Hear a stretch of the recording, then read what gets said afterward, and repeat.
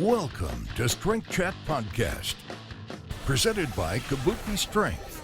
Introducing your hosts, Chris Duffin, the mad scientist of strength, Rudy Cadlow, mature athlete and coach, and the wizard of training himself, Brandon Sen. Welcome to Strength Chat with your host, the mad scientist of strength, myself, Chris Duffin.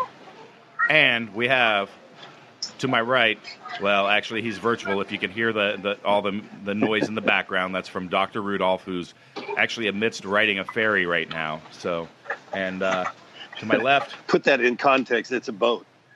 Did you say he is a fairy? I did not say that. Oh, okay. But I might use that line next. That's okay. With you could add that to your other the wizard list of lines, Brandon. The wizard of strength, Brandon Sen. So today we're really excited to have Eric Cressey on. So Eric's been a friend of ours at Kabuki Strength for a little while. I actually went out and spent some time with him and his staff. Not quite a year ago, but getting pretty close on it. And, had a great time, talking shop and learning their approaches. And we've continued some of the discussions since then. And a lot of respect for Eric. He works a lot with shoulder issues, if people aren't aware of his background. But I think one of the things I'd like to touch some base on today, too, and spend some time talking is, there's a lot of, really well-known coaches that have come out of Eric's facilities. So there's, I think, more to be said than just the content and the way that, he produces, and rehabs really high-level athletes, but also the fact that he has some development and has been able to bring a lot more people into the industry. So anyway, that's I'm going to avoid introing, asking Eric about his background just based on a recent Facebook discussion. So we're just going to go without the background. Does that work, Eric? That's perfect, man. Okay. Let's get to it. If you don't know who Eric is, go do a little Google search. You'll find him. There's plenty of content out there if you're not familiar with him, but most people are. So Eric, you're down in Florida right now. Is that right? Yeah, I got a few more weeks here in the warm Florida weather before I go back to messy Massachusetts for the spring. Nice. I was really last year when I came out to visit you. It was my first time in Massachusetts, and I was just surprised at how green and it was really beautiful. Definitely a bit different than us out here in the Northwest, but I really enjoyed it out there. So April showers, May flowers, right? That's you right. were there in May, so you saw the good stuff. It's usually right around this time of year. It's a lot of sand and salt from all the plows and all the snow kind of going away. So first couple weeks of high school baseball in Massachusetts is all about shoveling snow off the fields. Excellent. So are you located in your Florida facility? I'm assuming you're located so that you can be close to some of the spring training going on in that area. Is that kind of your timeline for bouncing between some of the facilities there? Yeah. Or what? I'm usually here in Florida from late September up until mid to late April. So it kind of coincides with the baseball off season up through the end of spring training.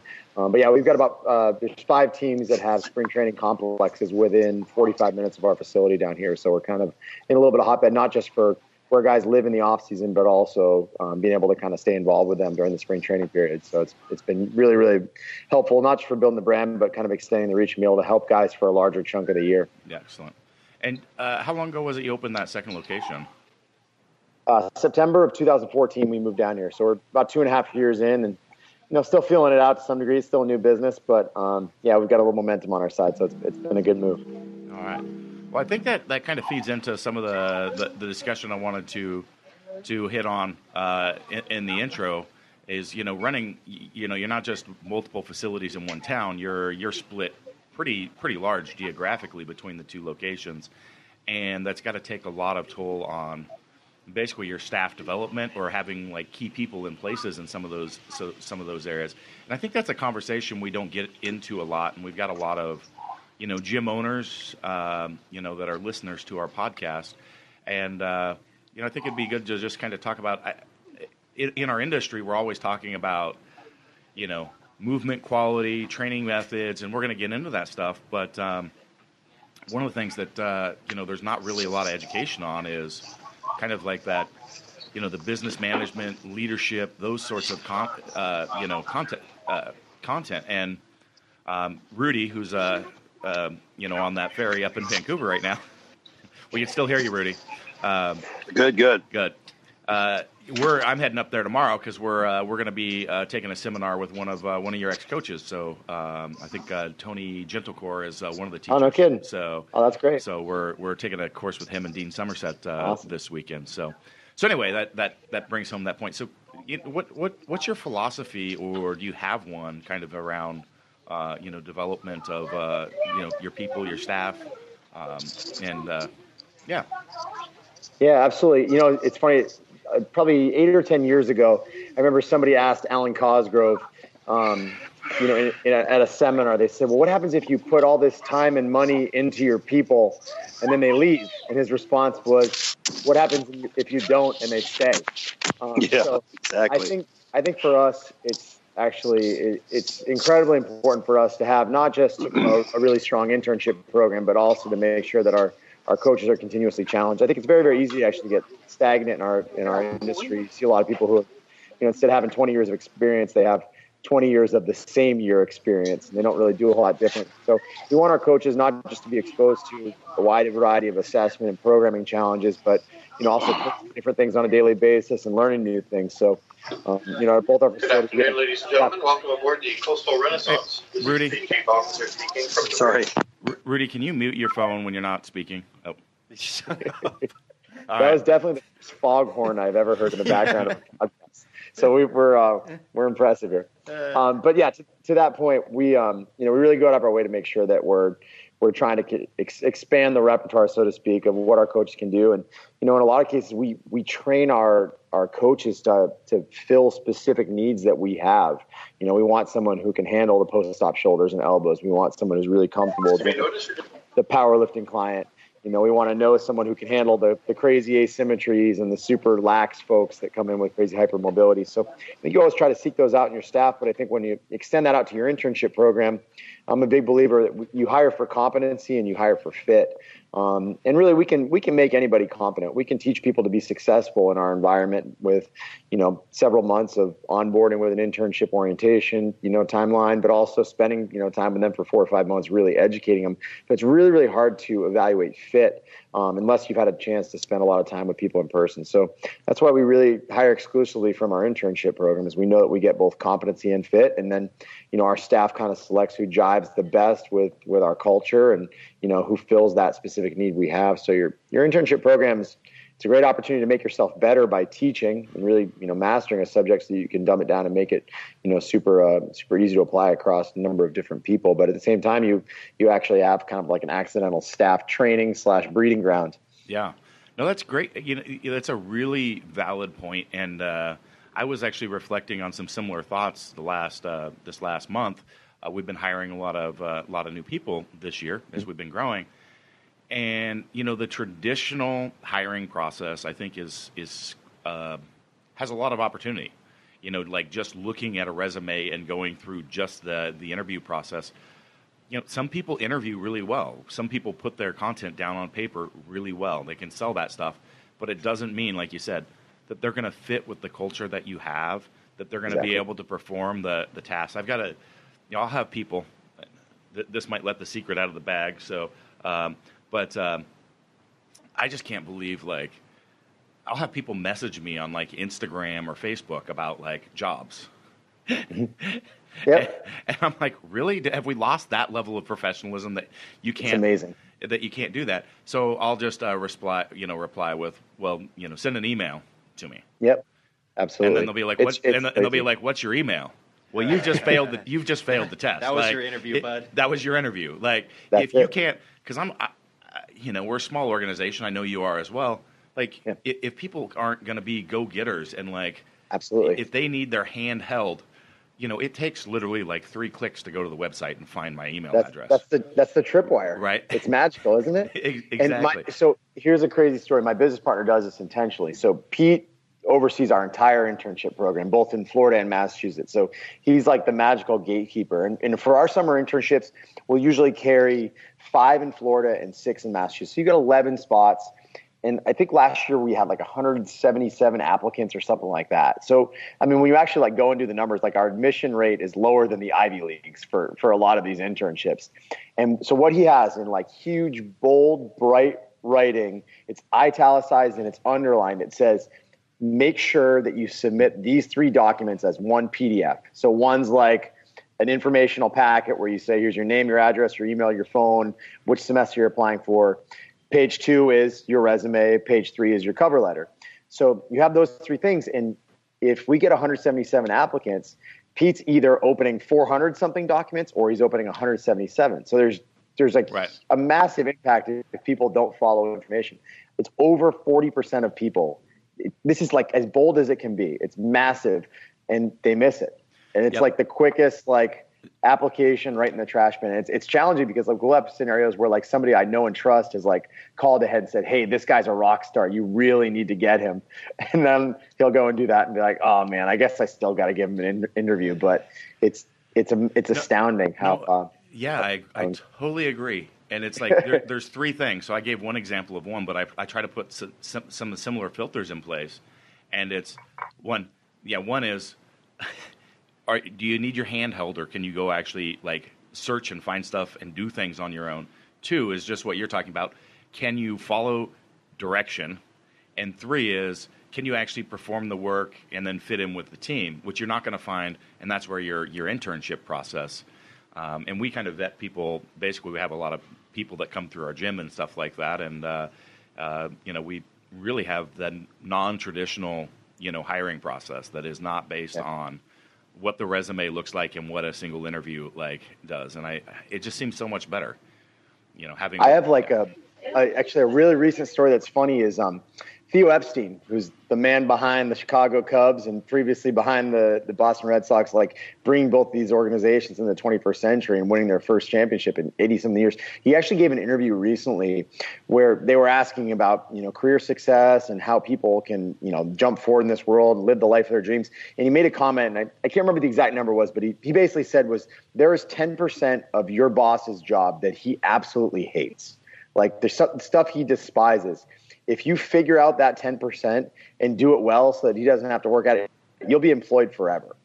And I can tell you the 10% of my job, I hate talking on the phone. It's the bane of my existence because usually there's 2 screaming 2-year-olds right near me. I have like an 8-minute ride to the facility. I'll top on podcasts anytime because I'm talking with cool people and there's cool subject matter. But like the last thing I want to do is like hear somebody's new business idea or whatever over like a 4-minute phone call when I'm like half in the car, switching back and forth from Bluetooth to my phone. So I hate that, and I hate really long emails. If you can guard me from long, annoying phone calls and like long emails, like I'll love you forever. Like an office manager is worth its weight in gold for me. It's like listening to myself here. Did you see me give Brandon the fist bump? Great minds think alike, right? I do not answer the phone. I don't. We were getting business cards made, and they're like, Chris, you don't want your phone number on there, do you? I'm like, no, I don't. I want to get rid of my phone. I want to lose it and forget where it is. But it's such an inefficient mode of communication. Like, I'll take a text but emails are glorious. I can answer them at 11:45 at night if I need to.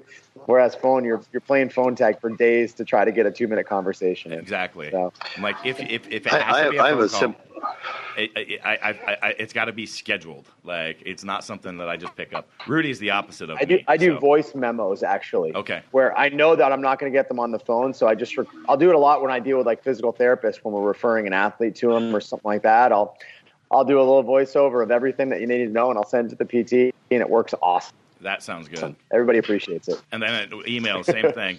Clear, short, concise. I often get 3 sentences. Exactly. Yep. I'm known for my very short communication. I wish I knew that early in my career too. Like I never get it. I would be that guy that would write those long emails. I actually went back and I looked at like the first email I ever wrote to a baseball agent from like 2007 when we were first getting going. He's a good friend now. He's at my wedding. We've had tons of guys in common. And I actually said to him, I was like, dude, you should have ignored me. Like you shouldn't have even read half that email, let alone all of it. I'm like way more to the point and streamlined now. It's a good lesson. Well, I'm definitely on point with you there. Rudy, you got something to say? Oh, I was going to add that, I've had this one simple rule when interviewing someone if at the end of the interview, I don't feel like he's a guy I'd want to go out and have a beer with after work, then he just doesn't make the cut, period. So did I make the cut? Absolutely. It's got to be somebody that's interesting that you'd feel good with socially, that gets along, with the rest of the team. Absolutely. Yeah, it's easy to get confused sometimes, or just caught up in the details when you're like, you've got this list, a bunch of table full of resumes, and you're looking at them and you're reflecting on the interviews, and you just start focusing on some of these minor details and comparing them and this and that, and how do you weight this? And at the end of the day, it's like, oh, I really don't want to, I'd never really hang out with that person. I'd never do any, and that's, to me, is a good gut check about how they're going to fit in the organization, how they're going to respond to the culture, and I think it's an important thing. I think, honestly, and that's especially the case. I think probably the fitness industry is a unique dynamic, right? You've got over 100,000 followers on Instagram. I've got a bunch of Twitter and all this stuff. And, you meet people at these seminars like, oh man, you're really inspiring and awesome. I'm like, dude, I came from a small town in Maine with, 10,000 people. Like, this is a huge, huge deal for me. I'm flattered that you would actually pay money to hear what I have to say. I hear stories about speakers refusing to answer questions during breaks and cursing out attendees when they asked a question they didn't like. We're in the fitness industry, man. Everybody's got to be super relatable and down to earth. And I actually had a guy that came out to me at Perform Better in Chicago a couple years ago. I wrote an article about it, actually. He came up and we chatted at the end of the seminar, answered all his questions. We actually walked back from the convention center to the hotel. My wife was with us. We chatted for a good half hour, talked about his college baseball players that he trained, this, that, and the other. And we get to the end of the conversation, and he's like, man, I really thought you were going to be an asshole. I was like, why? I'm like, did I give that impression off somehow? He's like, no, I just assumed you're speaking that you're going to be not approachable. Oh, I'm like, man, I hope I never give off that. And he's a great dude. He's come to multiple of our mentorships. We text back and forth all the time, and he's become a huge advocate. And I did a talk in Chicago where he lives last summer, and he brought 2 buddies with him. It's just creating a good relationship with somebody, created a customer and a friend for life. So I never understood how the fitness industry creates these huge egos for some reason.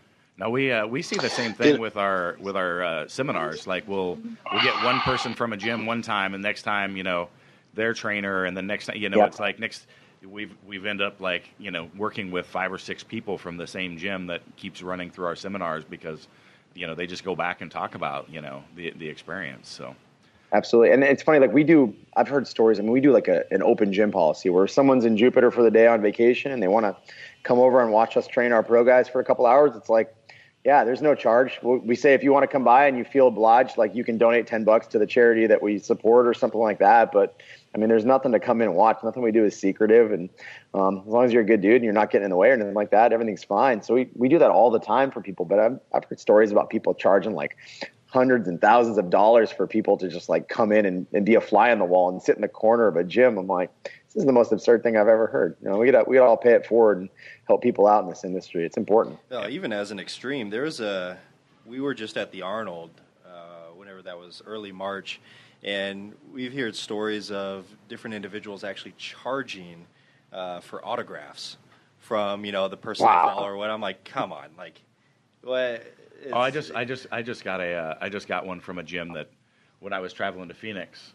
They're like, well, we'd really love you to come to our gym. How much does it cost for you to have you come by our gym and train? I'm like, well, nothing. It saves me the $15 day pass somewhere else. I'm like, I don't charge for that.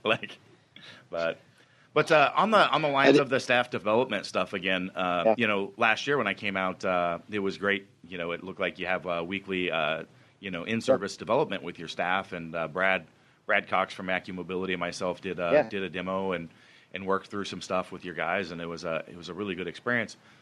And I noted that you've got a lot of PRI based approaches with your training, rehab, and I was just wondering what other influences on your approach and your work that you pull from, and how you incorporate that.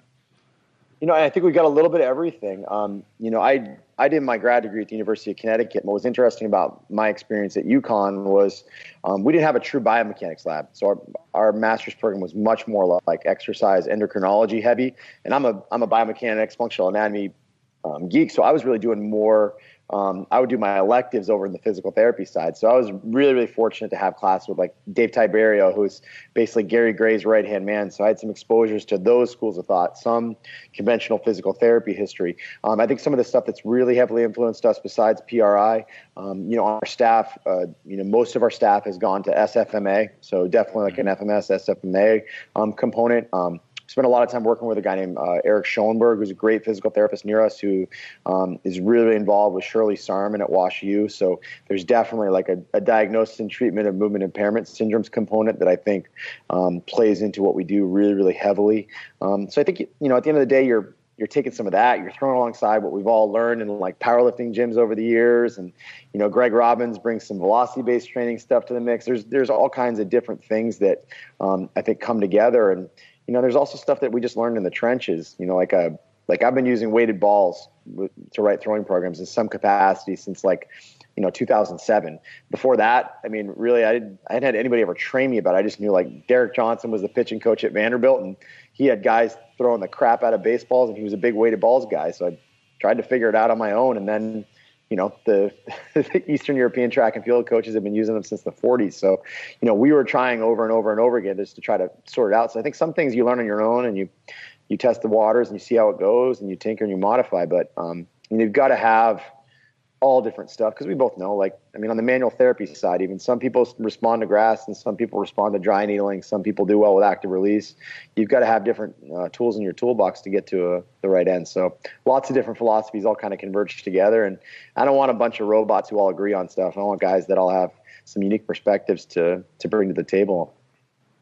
It's interesting you say that. On my recent trip to Phoenix, met with a number of coaches down there to the different teams, and I was surprised to see how much dichotomy there was between coaches.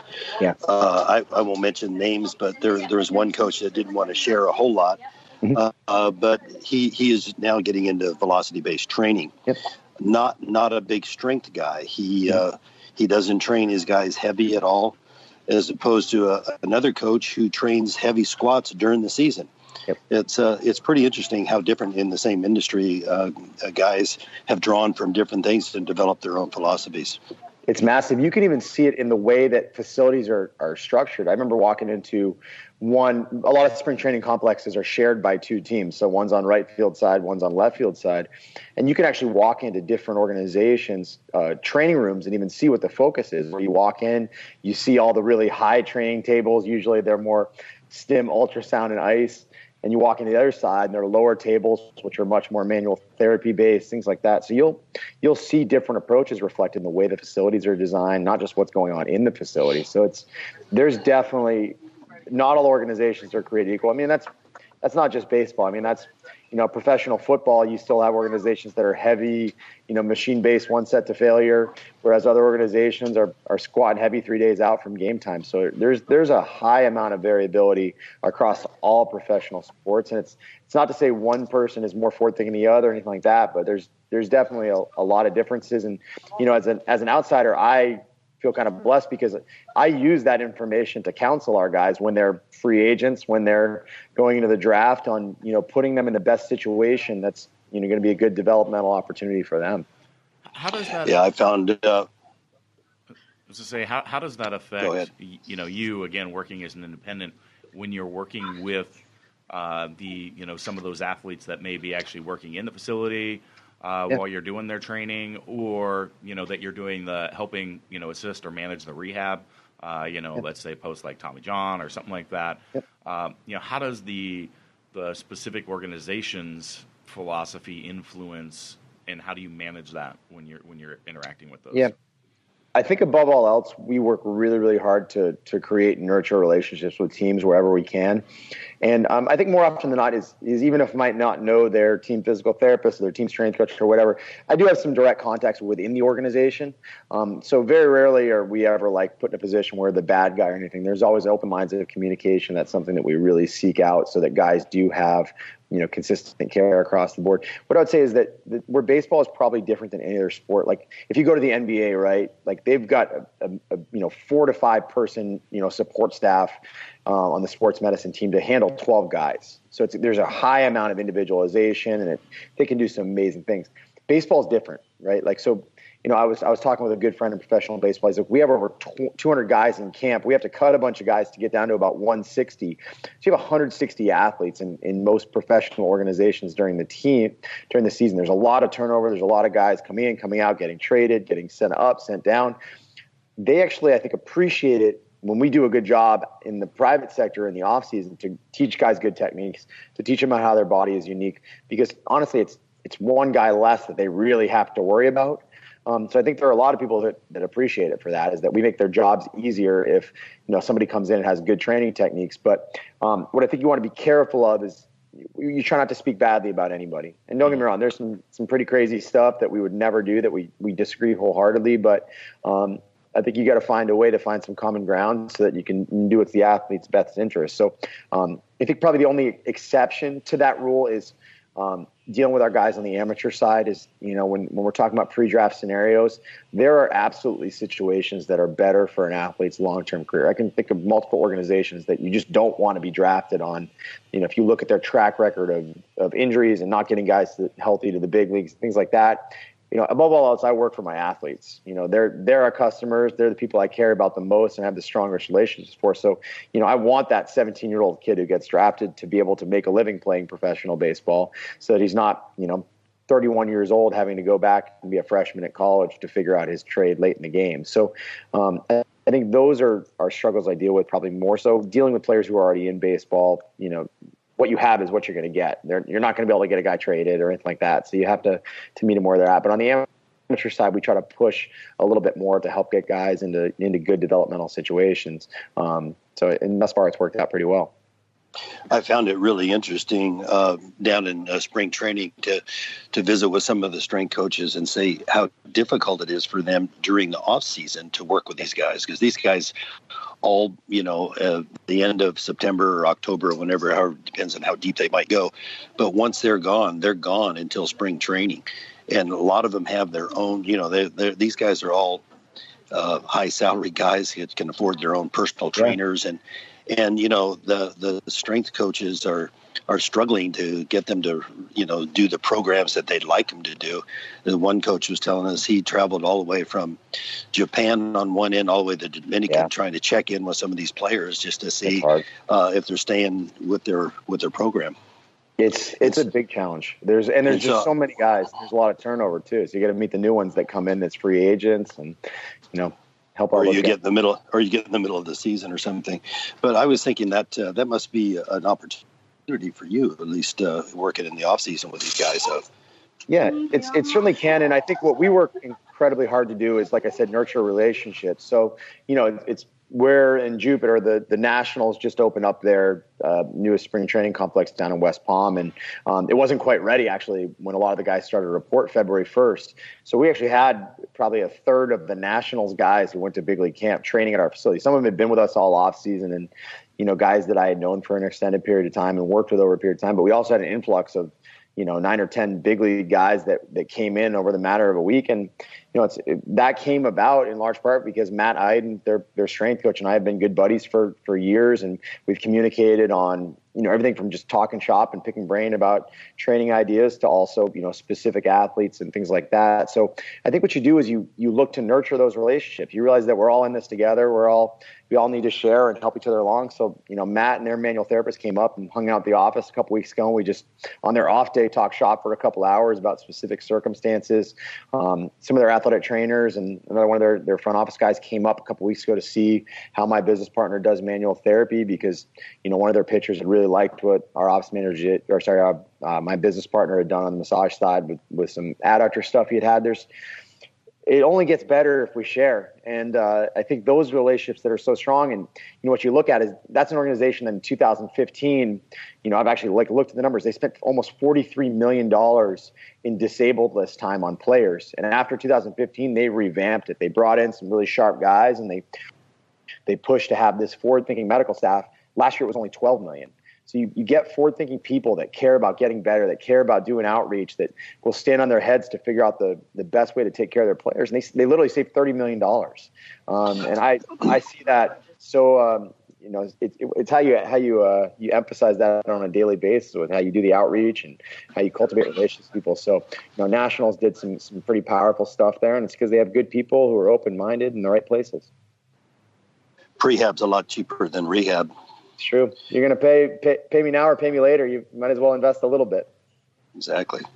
You mentioned the huge amount of variability between organizations at the professional level in terms of methods they implement, I'm sure ideologies among coaches. What do you think among all of those differences are the things that actually maybe unify those as good coaches? Do you think there's maybe a top three things that actually make a good coach in the strength and conditioning side, specifically for baseball?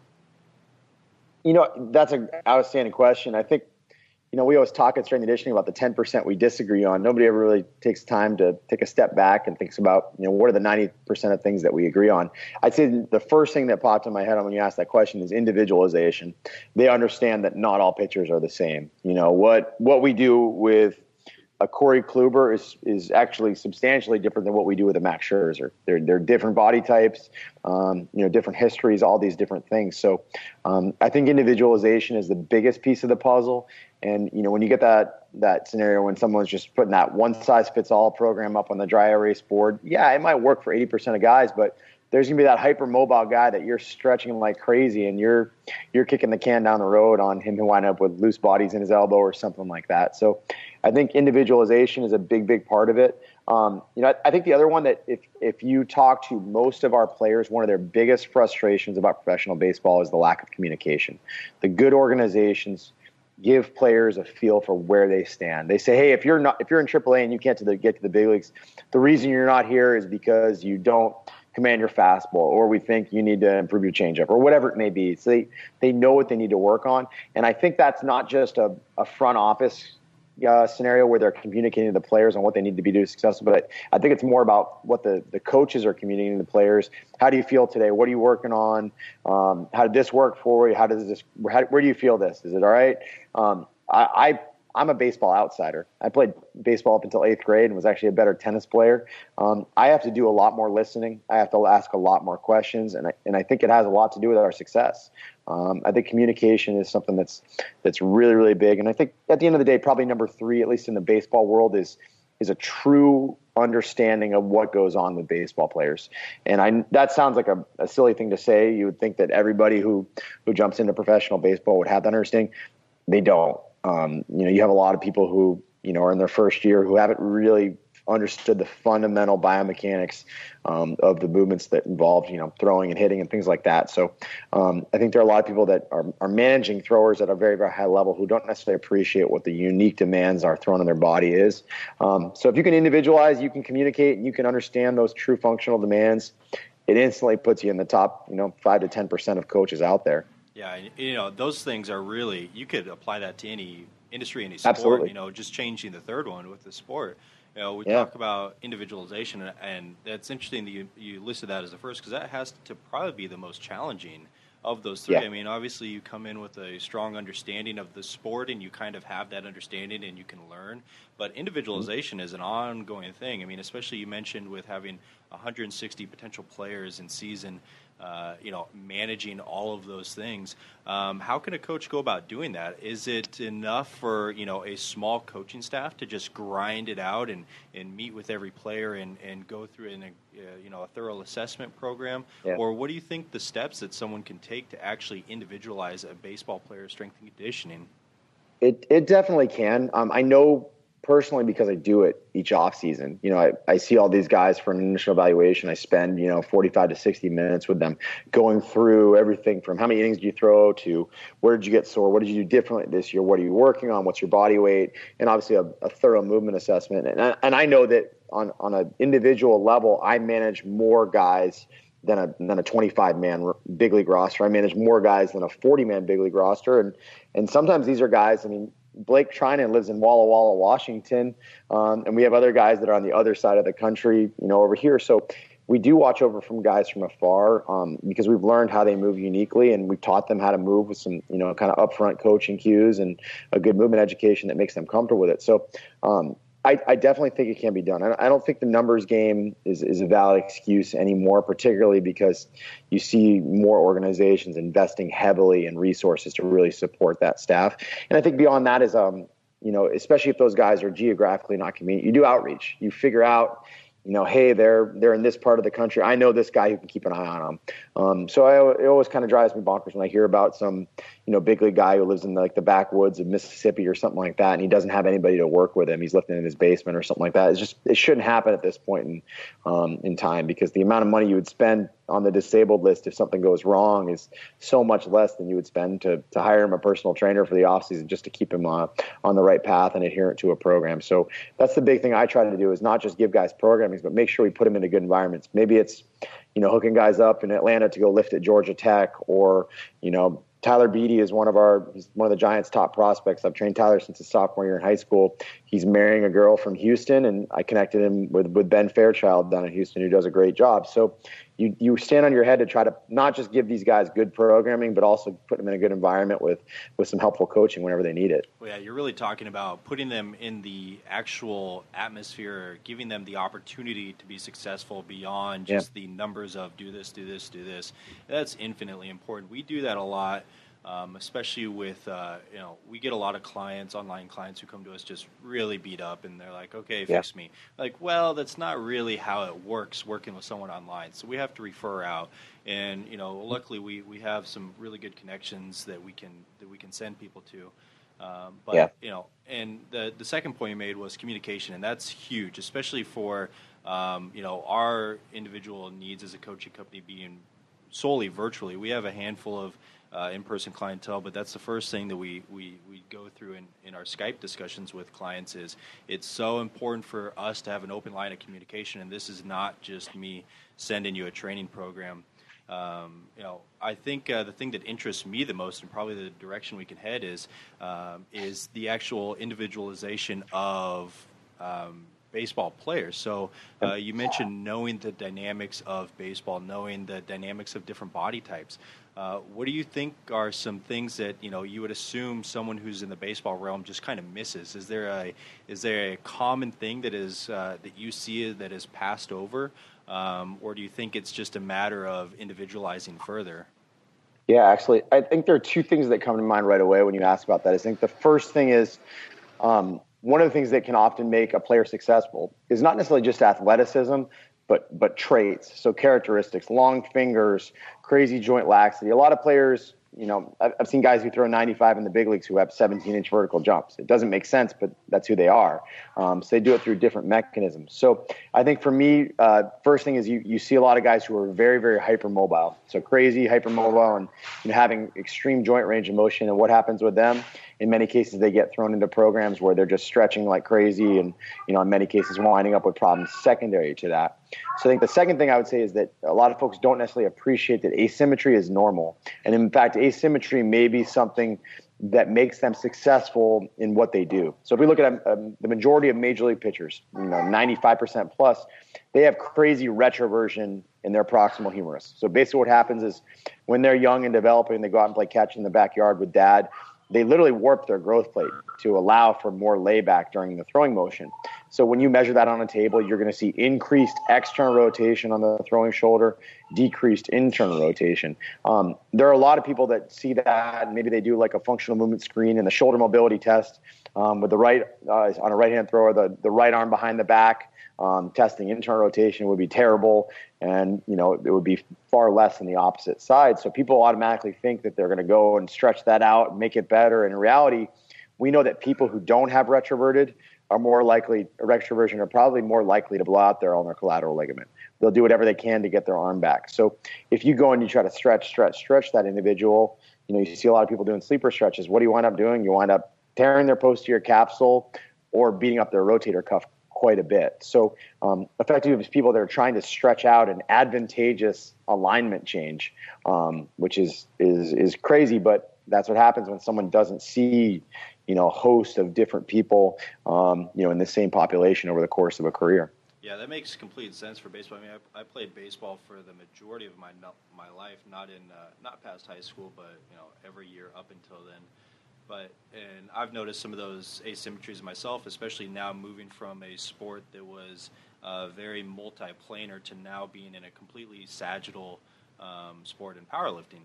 Do you think, because it's very popular, and I know you have a background in powerlifting, it's very common to see people chase, hip shifts and very specific patterns to kind of normalize that. What is your opinion on, should we even be trying to improve those things, or is that just kind of how an individual is built?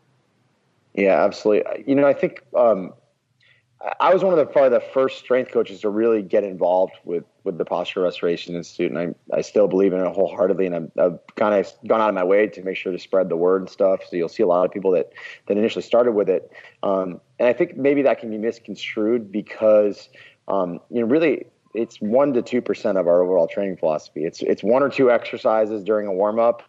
Maybe it's that we coach an exercise a little bit different. We might teach someone to kind of screw that left hip home a little bit more, or you might do left leg back, right leg forward on a half kneeling exercise, something like that.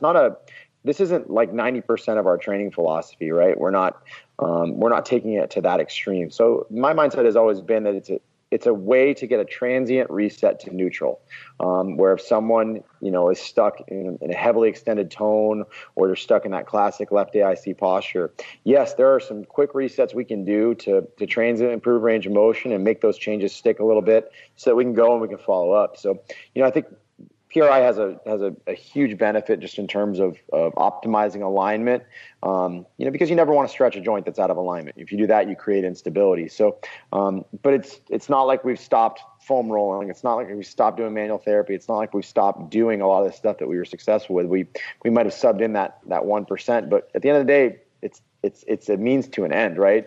It's a means to making sure that we basically transiently created some length that we're going to follow up with good stability exercise, and then we're going to load it. We're going to split squat, we're going to lunge, we're going to deadlift, we're going to squat. We're going to do all these different things that are going to help to make those patterns stick. I think where you get into trouble is when you start letting those hip shifts and correctives, and they become the 60 or 70%.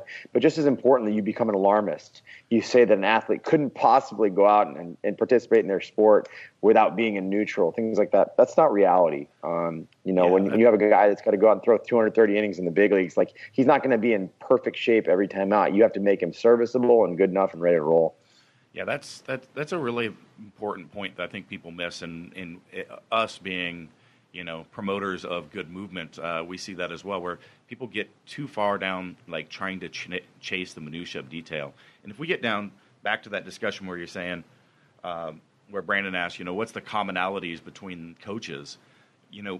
Same thing, and I kind of picked this up in what you're discussing with the mixture of FMS, SFMA, PRI, and we do the same thing. We pull from a bunch of different philosophies, but we try to find the commonalities between all of those and use that. It's not like this base adherent to like this one discipline and it overpowers everything else. But from that, it's simple, right? I mean, it's like a joint's got to be in good position. You want a good pattern, and then you load it. I mean, that's the process to follow, and there's a lot of tools that can allow you to do that. Yeah, and the funny thing is they all talk about it. They just use different terms, right? Classic physical therapy, would be instantaneous center of rotation, right? And PRI would be neutrality. DNS would be centration. Like, we all see the same thing, and there are many commonalities. PRI and DNS are both heavily flexion biased and get results through those avenues. Like, and you'll actually see that same kind of emphasis in like a Sarman-esque philosophy with a lot of stuff they do with like lumbar extension rotation syndrome. So they agree on a lot more than they do. I think the other thing that unifies all those themes is they only work if you teach them correctly. Yeah. So like, we can give people all these exercises if they're done with, with horrible technique or anything like that. It's better to take a horribly written program and execute it with perfect technique than something that's well written that's executed completely wrong. But what I see is people get too lost in the PRI, the SFMA, the DNS, and they never actually get to the part where you add load. to the pattern, because that's they what's become going delicate little flowers that exactly. identify themselves as patient. It's true. They think they're broken, and you have to be really, really careful about that. And, it's funny. I had a good conversation with a buddy who owns a training facility, and he had a couple of massage therapists that had been great for him for an extended period of time, and they went out to like a conference. I can't remember what methodology it was, but they came back and he immediately just started like contraindicating everybody and, doing all this. Like, no, you don't overhaul your philosophy, right? You tinker with it. You figure out a way to incorporate into what's working already. So yeah, I was pretty astounded when I heard that. Yeah. You never take all the stuff that's worked for you and just like, well, we're going to start fresh, right? Absolutely. So good. Yeah. I mean, it's that same discussion again, finding those commonalities and working from there. And like you said, minor revisions to your process. Yeah. Eric, baseball has been old school for years, and it's only been recently where we've seen a change where coaches are thinking that strength is maybe okay, strength training. Mm-hmm. What have you seen historically, and are some of the old school coaches, I don't mean the strength coaches, but the position coaches and managers, mm-hmm. are they starting to buy into strength training? Yeah. Yeah, and I think that's helped along by the fact that a lot of the guys that are managing now are former players. Like you look around baseball and you see like a Joe Girardi, you see a Mike Matheny, you see Robin Ventura, you see Brad Osmus, you see guys who played in the big leagues, during an era where strength conditioning was accepted. Those are guys that are definitely getting out and they're giving the strength coaches, basically good support to do what they need to do. I think historically, if you look at baseball, what's happened, you've had either baseball players are these, like I said, delicate little flowers who, we're just going to give them some band exercises and make them go run poles. Or at the other spectrum, they've just said, we're going to give them the football player workout, squat, bench, clean, and everybody's happy. There's a happy medium, right? You can definitely push these guys incredibly hard as long as you take into account the unique demands of the sport. What's safe, what has good carryover, what their unique structural adaptations are. So I think that's where we've kind of found the sweet spot is somewhere in the middle, is that understand exercise selection and good training technique, and you can do a lot of great stuff with these guys. All right. We're actually about running up on time that's here. what I was thinking. I was thinking Rudy had some more to say there, but I think he that was a great response, and it's fun to see the coaches at spring training. Although it was still, like I said, there were still differences. I mean, I went into one training facility and they had one squat rack. Another guy had 8 squat racks. So it just kind of tells a little bit about their philosophy. Absolutely. But Eric, before we sign off, and the whistle's blowing here for me for reports a call here, but I do want to promise you that your Transformer bar is just about a week away from being delivered to you. Thank you very much. We're excited to check it out. Yeah, it's I think you'll be quite pleased that we've done some additional work. I'm sure Rudy's kind of kept you updated, but I'm really excited about one of the issues I see with like the safety squat bar is you've always got these 2 poles running right across and crushing your traps, and so we've actually formed those bars that go over, one bringing the hands down into the more ergonomical position like we discussed previously. But the bar itself actually wraps over the trap itself now too. Oh wow! And you can actually just let it sit there on your. But that way you're distributing that load more evenly instead of just like crushing those 2 separate points. Along with a few other things, you'll get to see it pretty soon. So we'll break it in. I'm sure it will get a lot of use for sure. So I'll pass along some feedback as soon as it arrives. Yep. Appreciate it, guys. Well, one thing we want to make sure that we get is where can people find you at, Eric? Sure, probably 2 easy ones. EricCressey.com. It's EricCressey.com. And then on pretty much every social media, I'm just at Eric Cressey, Twitter, Instagram, you name it. So you can always find me there if you have questions. That makes it easy. I encourage people, if they go to EricCressey.com, there should be a sign up for an email, right? Yep, I have a newsletter I send out a couple times a week. So Eric's got a newsletter, and he regularly sends out content along with that. So you've got like I said, it's a great benefit, and encourage people to check that out and sign up to his email flyer. So, all right. Awesome, guys. Thanks so much for having me. Yeah, thank you so much. Thanks for joining us.